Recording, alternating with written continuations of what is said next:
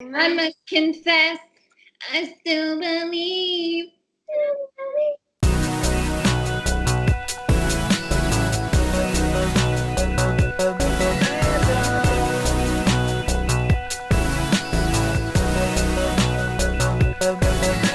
there, Amanda Smith here with one of the coolest people to walk planet Earth, Kristen Ledlow. We've got magic in the background. Are you kidding?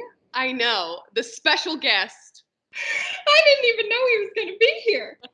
I didn't either. Like, his plans change so regularly, it's tough to pencil him in, but we'll see how long he stays. I get that. Magic-inspired shirt today. I love it. Thank you for being on my show. Thank you for having me. I honestly cannot believe what you have turned this show into. I really can't. Me either. But for you to have, I mean, was it a little bit more than a year ago you reached out to me feeling like, okay, what do I do now? This is my dream, but I have no idea what the path to get there is going to look like. And to see what you've done with it I think we use the word inspiring far too often, but it really is. It really, really is. I told you that you could make me cry in the final minute to 30 seconds. I thought that was the deal we had. Not like from the beginning, from the open. Yeah. I have to go now. No, I'm just kidding. You know what's crazy? Here's the spark notes for maybe people that don't know, is this whole concept and show started on YouTube, and Kristen actually helped and really encouraged me to take the idea and do it. And I didn't even plan this, but this week, exactly 1 year ago, you were a guest on the Amanda Smith Show. Wow. I didn't plan it. It's like our anniversary. Oh my God, wait, we're so cute. We are. Should I get champagne? I have some. I'm at home. Yeah. That Mom's Unite goals. No. You've clearly helped me, and I know that there are a handful, probably more like 10 handfuls of women that would say the same. And the last time we did this, you had said that to work for NBA TV and NBA on TNT is a dream in itself. But to be able to invest in the dreams of the women behind you is far more significant. Why do you feel that way? Goodness. I think that first and foremost, I was struck really early in my career by the women who chose to invest in me. There were women who, for no good reason, decided to very regularly encourage me and to believe me forward. Women like Michelle Beadle, women like Doris Burke, who from the very beginning, from the very first day that we met, they decided that they were going to continue to push me forward. Rachel Nichols did that for me. Sage Steele did that for me as well. And I remembered not only the women who did do that for me, but I also very specifically remembered the ones who didn't, and thought, if one day, for some reason, I'm in a position that young women are watching, I want to be one of the women who did. I don't want to be the one who tries to bust down doors and make sure it shuts behind her. I want to be the one who, if there is a door that's opened, takes the time to turn around and make sure those behind me have maybe a little easier way getting through it. And so I was, again, using the word far too often, but inspired early on in my career by the women who chose to do it for me. But as I've gotten older and as seasons of my life have changed, while seasons of basketball have as well, I've been convicted time and time again that this platform has to be used for more than just the position itself, that people have to be more significant than the position. And so if that is my one small way of investing in people rather than boasting in this position, then I want to make the time for it over and over again. Before you were where you are now, when you look at maybe the moments that you've talked about where you were being paid in Applebee's gift cards, yeah, that you took out credit cards with the hope that one day you'd be able to pay them off, what kept you motivated in those moments? This unwavering belief that I was eventually going to be where I wanted to be. You know what? Unwavering isn't even the right word, because it wavered often. Like I had this dream of what I wanted my career to look like. I had no idea what that would mean as far as what life would look like. But I also didn't have a backup plan. So it wasn't that this belief in myself never wavered. I lost confidence regularly. I still do. But it was that I had a dream without having a backup plan. And as I talk through it, I'm like, you know what? Maybe that's not a good idea. Maybe that's not the advice I would give to anyone else. But I think during those moments, even when I would get discouraged, even when I would be plagued with insecurity, it was that I don't actually have any other idea as to what I can do for a living. So I should probably just continue pressing on. When you lost confidence in those moments, how did you gain it back? One of the most important things that I've discovered, not just throughout the entirety of my career thus far, but throughout my adult life, is to continue coming back to a community that not only believes for the best, but believes for what's next for me. And a lot of my adult life has been about sifting through what's shallow and what I don't need to be surrounded by, who I don't need to be surrounded by, and instead investing all of my time and relational energy into those who are doing the same for me, who continue to believe that there is more. Because I do not have myself whatsoever to talk myself out of my own insecurities or my own lack of confidence. But because I've surrounded myself by women and men as well who do it for me, I keep waking up and kind of doing the same things just because it's like, well, they're believing something that maybe today I'm not, and so that's one of the most important aspects of it is finding your team, finding your people, finding your community that is going to believe in the dream that you stop believing in from time to time. And the other is just this unwavering faith that this is a God-birthed dream, and thus he's going to take care of the details, and that it would be irresponsible, if not a blatant lack of faith, to stop moving forward in something I believe he's called me to do. Kristen, what did we talk about? What did we talk about? I said a minute to 30 seconds left. That way I could just wipe the tears and move on, and yet here we are again. There's something about you that brings it out of me. Why does everyone cry when they talk to me? Yeah, what a compliment. There's something about you that just makes me cry. I don't know. I'm going to reflect on that. But you have said that when you were younger, you felt most confident when you were playing sports. Yeah. In what ways do you think that being involved in and around the game can encourage young girls? That's a great question, because I know we've all seen really regularly that commercial that's running on sports networks right now that talk about young women dropping out of youth sports at twice the rate that young men are. And there's something to that, because there is a confidence that is gained that I believe can be gained on a team and surrounded by teammates that cannot be gained elsewhere. There is a sense of self that's solidified in surrounding yourself with other young women who are working towards a common goal. And I think that it starts when you're really young. I think that it starts there in youth sports, in the youth sports movement. But it doesn't stop there, because to say that there's a confidence gained in sports alone that can't be gained elsewhere means that those who aren't athletically gifted can't potentially, find that confidence. I think it's more so about what sport teaches us rather than the sport itself. It's about working together towards a common goal. It's about not only following a leader, but becoming a leader yourself. It's about gaining this sense that perseverance, that just a lack of quit, if that's even the appropriate term.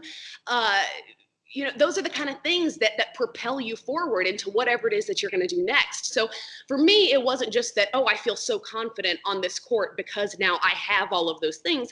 It's that, no, I'm like a 10-year-old that's twice as tall as any other 10-year-old.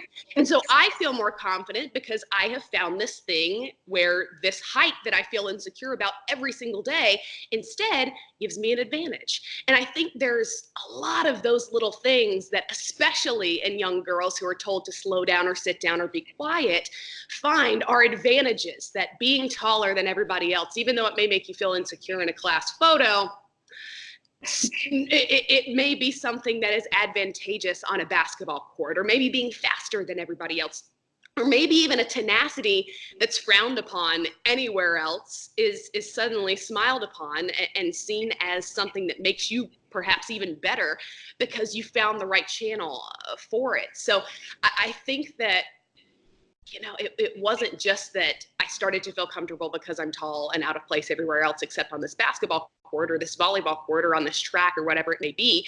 It's that the sports that I was playing, the teams that I was on, the teammates I was surrounded by, the coaches that were investing in my life helped bring those things out of me that did not exist before. Someone else that's an advocate for young girls playing sports and young women is Candace Parker. And you will be co-hosting a new podcast with her. So cool. Already going to subscribe and it's not even out yet. I know. With all that you do, why take on something else? It's funny because both Candace and I have laughed about that. Like, we're so excited about this new project and it's like, so when are we going to also do this? Yeah. When is there going to be a record? Yeah, how do we pencil this in? But what's been an incredible thing is, first and foremost, our network has come behind us to give us the resources, the time to not only say, hey, here, take this added thing on, but to dedicate an actual day of the week to just doing this thing.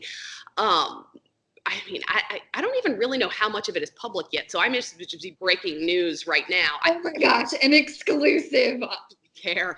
However, yeah, I think all that's been announced is that both Candace and I re-signed to the network and that we'll be working on a podcast project together. So anything I tell you on top of that, I think is probably things that people don't know yet, but in the next week or so, people are going to know them anyway. So we are flying up to New York actually tomorrow, based on when people are listening to this podcast this week, to shoot the promos for it, to start taping segments. It's going to debut the Monday or Tuesday right after the NBA's opening week. So as soon as we launch this thing and announce the title, then all of you people can go and subscribe and listen and like it. And if you don't like it, then I don't need the feedback right now. You know what? I'm over it. However, Candace and I are so excited about this project. And I don't think that I've been as excited about any personal project really maybe since Inside Stuff with Grant. Now that was, we started that now 7 seasons ago, which is insane. It also means I'm getting old, but I don't think I've been this excited about a project since then, because we're going to have so much creative freedom. We're going to have the opportunity to voice firsthand our own, experiences and perspectives when it surrounds not only the NBA, but the bigger, sports culture. So yeah, I could talk about it for a while, but I'm kind of talking in circles because I still don't even know exactly what it's going to be yet, but I do know that it's all going to unfold over the course of about the next week. But that's the most exciting part, sort of, right? Like, you do it and then you figure out what you like or what you don't, or should we do this and that, and then it gets the ball rolling. Yeah, that's what we've kind of talked about, and we've put together, we have this amazing woman at work that's been putting together, she's going to be producing it, that's going to be putting together or has been putting together. So every time I get an email from Anne, our producer, it's like, okay, so what do you like about this? What do you not like about this? And as we're kind of going through it, we're figuring out exactly what we want this project to be. And I know that it's going to take a long time in that, you've now produced a lot of your own content that, starts with this small idea and then turns into something else. Don't exactly know what it's going to turn into until you turn the microphones on and start talking. You figure out what works. You figure out what the audience wants to be involved in. You figure out which guests are going to grab headlines, and then you kind of just go from there. And so it's all going, it's all happening, it's all starting, and I could not be more excited. If we had an official title for it, I would plug it so that I would tell people to go listen to it. But we still haven't decided on the final title. I think that we're there. I think we've narrowed it down to 2, and I think that we're there, but we'll see. That was my next question. Yeah, I know. You knew where I was. I'll let you know as soon as I know. When you're on the inside. We just yeah, right. Not even I don't know. It's that like I have to actually make a decision here, as does Candace. So we'll see. Oh my gosh. Okay, guys, you asked for me and Kristen to spend some time talking about Britney Spears. Ask and you shall receive. Coming up on the other side, we are playing a Britney Spears inspired game. Stick around. Welcome back inside How She Did It. Still here with Kristen Ledlow, and we are playing an NBA storylines game inspired with Britney Spears lyrics. I love this. I was born to play this game. I thought so too. I'm a good friend like that. Okay, so what I'm going to do is I will give you a Britney lyric. Okay. And then you can give me whatever you think of NBA related. If it's like a team, a coach, some sort of instance. Might be kind of hard, but we'll see how it goes. Okay, yes. Yeah. Let's do a couple and then we'll see how I'm doing. Okay. So, via Oops, I Did It Again, Kristen. Here is your lyric line. I played with your heart, got lost in the game. I think that that's probably Kevin Durant's love letter or lack thereof to the Knicks.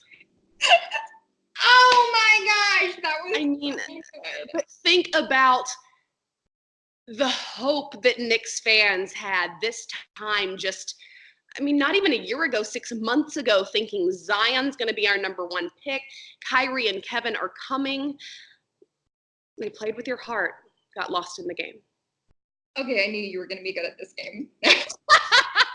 You're combining the only 2 things I love more than cats. So you're welcome. And there's one in the background. Yeah. Okay. Via Baby one more time. I must confess, I still believe. Should I be singing these? No. Maybe. Actually, yeah. It would really help me get in the proper mind frame. You think? Saying I must confess, I still believe. That was very good. I loved the background vocals as well. I must confess, I still believe in LeBron James. I do. LeBron and the Lakers, I don't yet think he's done. And I do think that he may have another MVP season, if not another championship season in there. So y'all heard it here first. I must confess, I still believe. Okay. Be it crazy. You drive me crazy. I just can't sleep. Oh, all of the West Coast games. Like, why do there have to be so many West Coast games when I live on the important West Coast games, by the way? You drive me crazy. I can't sleep. I'm up until 3 in the morning, and then my mom's all, why are you 30 and sleeping till noon on a Tuesday? It's like, well, were you not watching Clippers Blazers last night until 3 a.m.? No, Mom. Let's reflect on that. Right. Is this a conversation we need to have off the air? Probably. Okay, last one. Via work. Favorite. Exactly. Don't stop now. Just be the champion.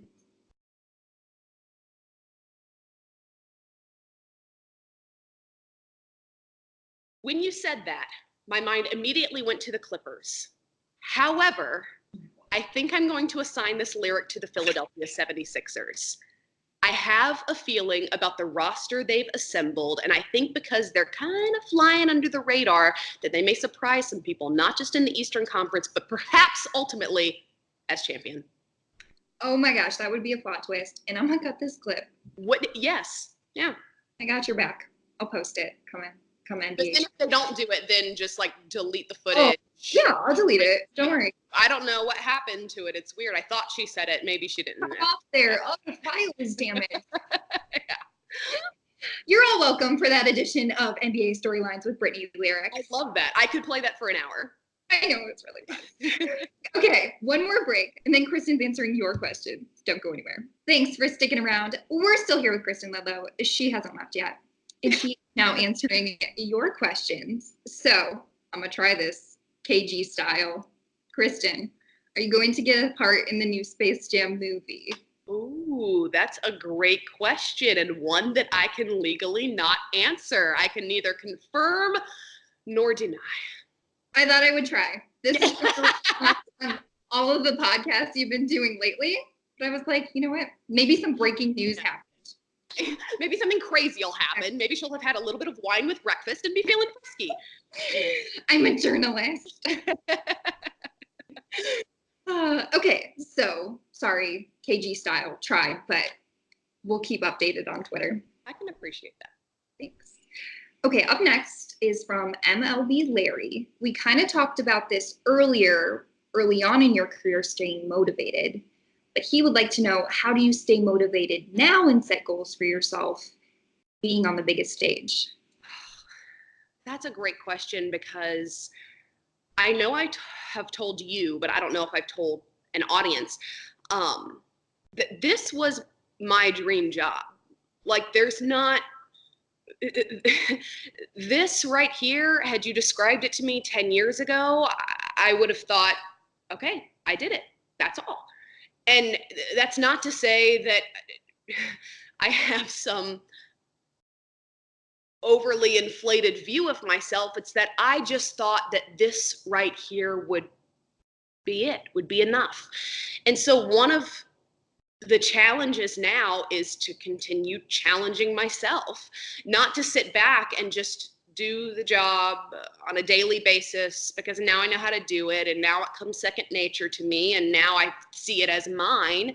I want to continually challenge myself to be more creative, challenge myself to think outside of the box that I sometimes trap myself inside of, and challenge myself still to feel the weight of the position, to know that a yes to me being in this position meant that there were probably a lot of people who heard no. And so the challenge is to continually step into this position regularly with reverence and with a fresh perspective, which is what I'm trying to do in this new season. It's one of the reasons why we're talking about new projects. And this is actually about to be my 10th year out of college, my 10th year pursuing this career, stepping into this industry. And I want to do so in a way that I haven't done before. So it was a long and roundabout way of simply answering a question by saying, I mean, it's the challenge now is to challenge myself. Over those 10 years, what's something you've maybe learned about yourself that you didn't know? Goodness. See, now you'll make me cry, because as I start to reflect, I'm like, hang on, we talked about this. Why does everyone cry when they talk to me? It's, you know what, that's something you need to reflect on. But yeah, but as I reflect, I think I've found in the last 10 years, confidence I absolutely did not possess, and assurance that has grown over time and was not something I woke up with one day, and a voice that I think through different seasons, not just of basketball, but of life, I've been fearful of using. And now I'm so supremely aware that for this one season of my life, there are a lot of people listening to the things that I have to say, not just about basketball, but otherwise, and they are not going to be listening for good. And so I think in the last 10 years, if I were to describe where I was 10 years ago and where I am now, that I think is the most important part of me that I would absolutely not have expected to be. Virtual hug.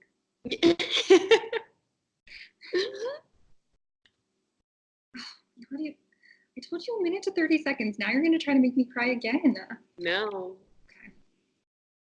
I want to combine these two because a couple people asked this question, and they would like to know, what does your pregame prep work look like?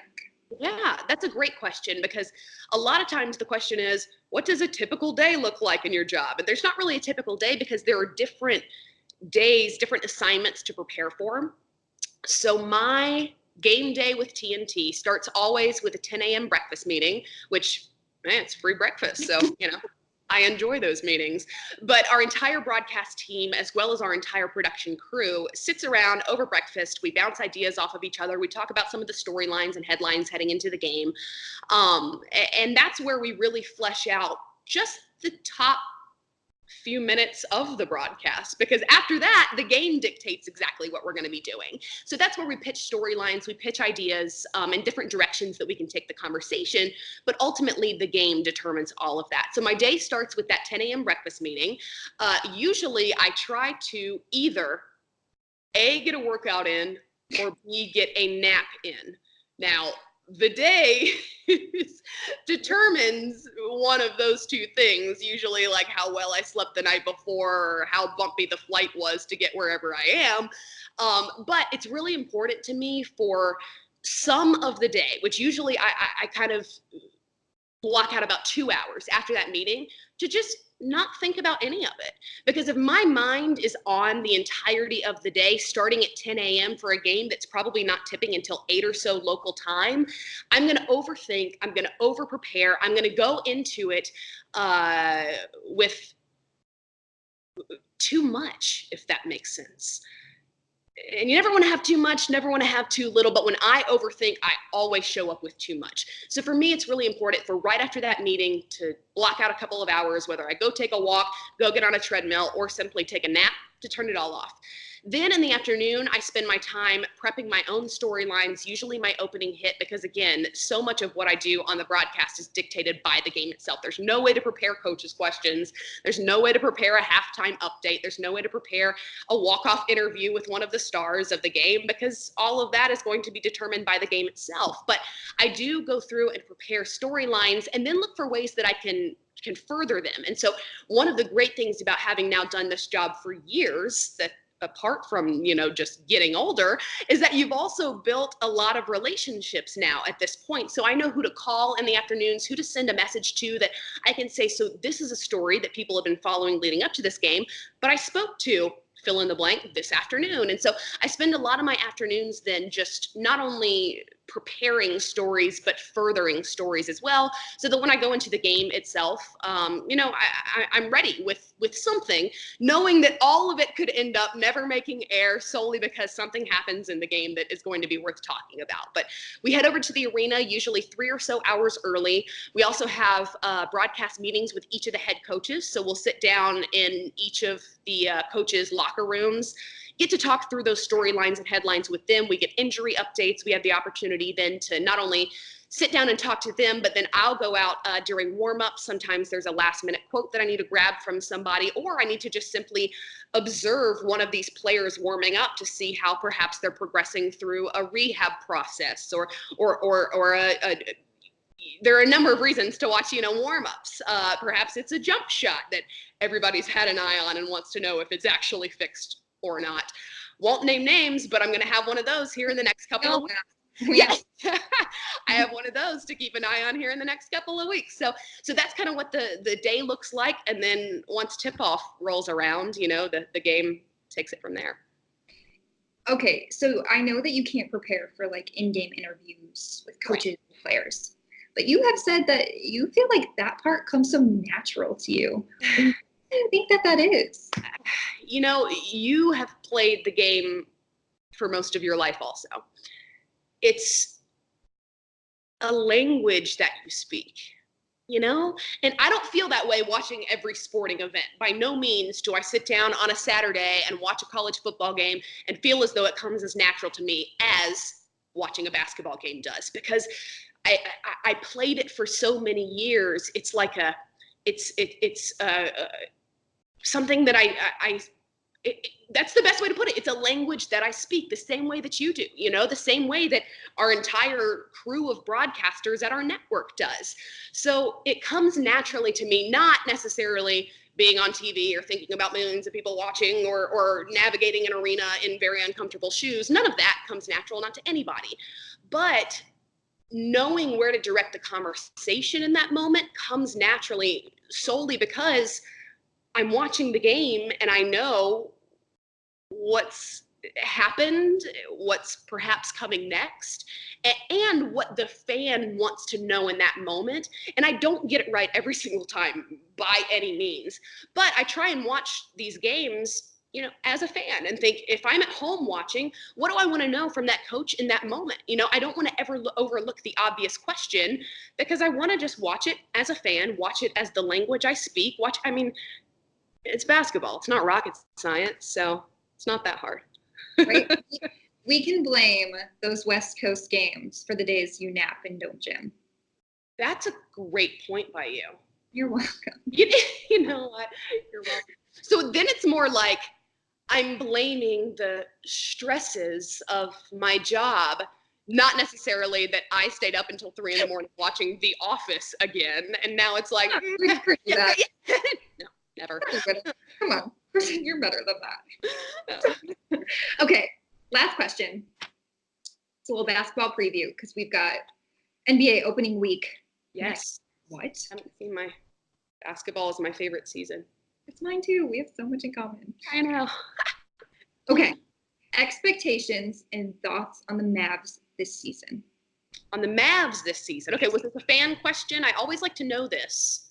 It's a fan question. Okay, I always like to know this because depending on the region in which I'm doing radio interviews or the fan that asked, I always try and think of it as a fan. Okay, so a Mavs fan has asked me this question, which is important as far as the answer goes. I think that if Luka Doncic can somehow improve upon an incredible rookie season and have a sophomore showing that doesn't feature the number of slumps we've seen many sophomores feature, solely because the entirety of the NBA figures out a rookie's game at a certain point. If we can see Luka Doncic return to form, and if we can see Kristaps Porzingis return to the all-star caliber player that he once was, I think the Mavs have set themselves up to be in position to contend in the Western Conference playoff race for the next couple of seasons. The problem is, the Western Conference right now is a gauntlet. So it's tough to say where they will be at the end of the season. I think that they'll be improved over last season, and next season they'll be improved over this one. But when you start naming Western Conference teams that are going to make the playoffs, you've named 10 before you even realize any single one of those teams could win the West, and I wouldn't be surprised. And unfortunately, I would be very surprised if the Mavs won the West this season.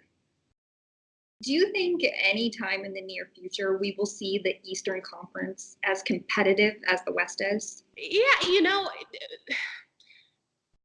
the NBA goes through, I mean, I keep saying the word seasons, and I don't just mean basketball seasons. I think you're following me with this. Yeah. It goes through cycles, you know, for so long, for the last 5 years. How many casual fans have we heard complain about, well, the Warriors are going to win it at the end of the season anyway, so what's the point in watching the season? The NBA has been built on dynasties. It's been built by Michael Jordan and the Bulls. It's been built by the Lakers over season after season after season. It's been built by the Boston Celtics. It's been built teams that you knew at the end of it would probably be one of the two last teams standing, and still you watched. Still, the NBA grew to what it's become today. So I don't think that it's a problem that the Western Conference right now is such a gauntlet, or that the expectation is that the winner's going to come out of the Western Conference, because I think that naturally over time those things start to shift. Even in this offseason, we saw some moves that say, perhaps this is shifting. You know, we saw,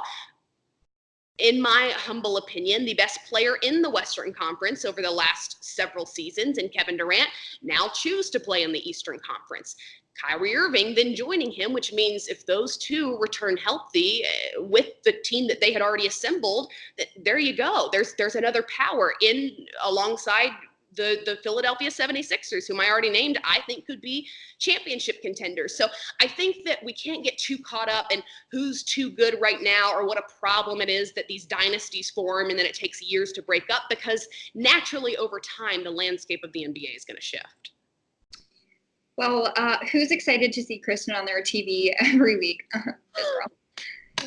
Thank you so much for being on the show today. Thank you for having me. You have done such an incredible job over the last more than a year now that I've known you, and it has been such a privilege to watch. And also, happy anniversary. Happy anniversary. Pop the bottles later. Thank you all for tuning in this week to How She Did It. For Kristen Ledlow, I'm Amanda Smith. We'll catch you next time.